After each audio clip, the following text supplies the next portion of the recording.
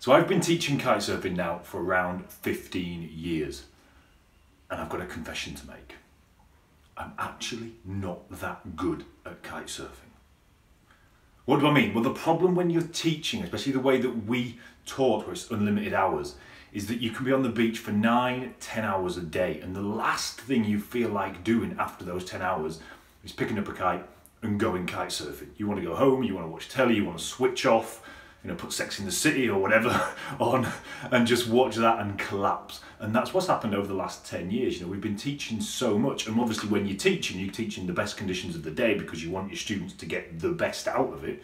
So often either when you finish there's no wind, or as I say, you're just too exhausted and the last thing you feel like doing is getting on the water. So even though I've been here living in Tenerife for maybe 12 years and teaching kitesurfing for more than that, I've never actually progressed to a level where I felt like I was a good kitesurfer.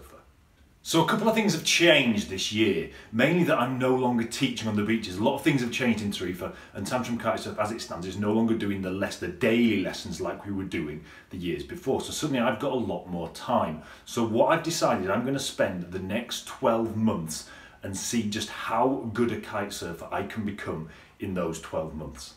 Now, as I stand here before you today, I'm 38 years old and I'm probably in the worst condition of my life.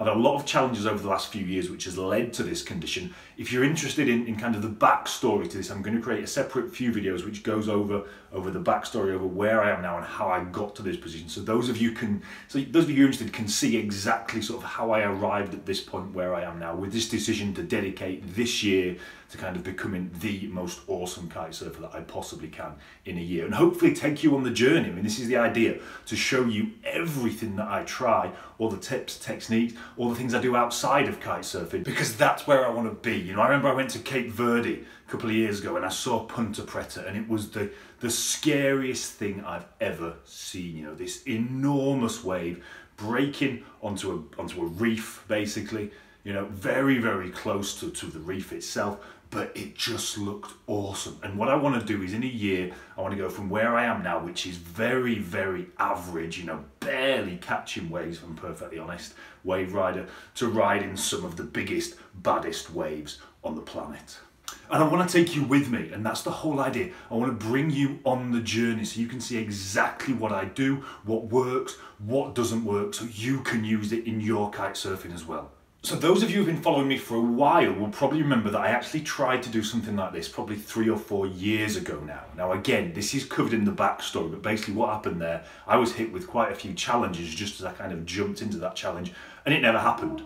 One thing led to another, and for whatever reason it just never occurred. So now I'm recommitting to it here, and this is the next 12 months that I'm going to spend dedicated to seeing how far I can push it into how good I can become. So what we're going to be focusing on, obviously, is the kitesurfing itself, the tips, the tricks, the techniques that I use to get to the next level, but also all the things that I do outside of kitesurfing. All the things that you can do while you're off the water that will boost my performance while I'm on the water. As I say, I'm no spring chicken now, I'm 38, so this will probably resonate with quite a lot of you. It's not like I'm some 18-year-old who's just getting into this, whose body's in 100% condition and works, everything works really, really well. So this is going to be challenging. As I say, I'm in the worst shape of my life now. Really haven't exercised for a long time. I haven't been on the water for 8 months. So this is going to be really interesting to see how this starts and where it goes. So the plan is to create a kitesurf diary. What I'm going to do is journal my journey through this, probably on a weekly basis, but really it will be whenever I've got something to say. Put it on YouTube, put it on Facebook, stick it in our Facebook group. And if you do want to follow this, this is probably the best place to do it, is our Facebook group. I will leave a link in the notes below, above, or somewhere around this video so you can see. You may have to click the show more button to see the link depending on where you're watching this. Find that, join our Facebook group and follow me along in there, because I'll be in there every day posting and letting you know and answering questions on this so that you can get the most out of this. Because I'm doing this for myself, obviously, but what I want to do is take you on the journey as well, to show you what you can do, the things you can do in your life, the little changes you can make, the tips and techniques on the water and off the water that can make big differences when we're out there doing it. And I guess the overall idea is to gather all this together into a toolbox that we can all use to improve our kitesurfing, whatever we do, you know, whatever walk of life we are, wherever we are, there'll be something in it for you that you can pull out and use in your life. So as I say, if that sounds awesome. Now I'm super, super excited about this because this is something I've wanted to do for 4, 5, 6 years. But as I say, things have got in the way. And again, I'll go more into that in the backstory for those of you who want the kind of the detail and the juicy details on what's on my journey over the last 4 years and how I've arrived at this point. So either subscribe on YouTube and follow me on here, but as I say, the best place to do this, we've got a Facebook group. Join the Facebook group because I'm in there every day. You know, YouTube's great, but it's not so great for interaction. The Facebook group is perfect. You can pop up, drop a message in, I'll see it, I'll respond to you in person. And there's a lot of chatter going on in the group already. So we're all helping each other to go down this road. So the link is in the notes below or above, depending on where you're watching this. I'd love to see you in the group, and I will see you in the next video.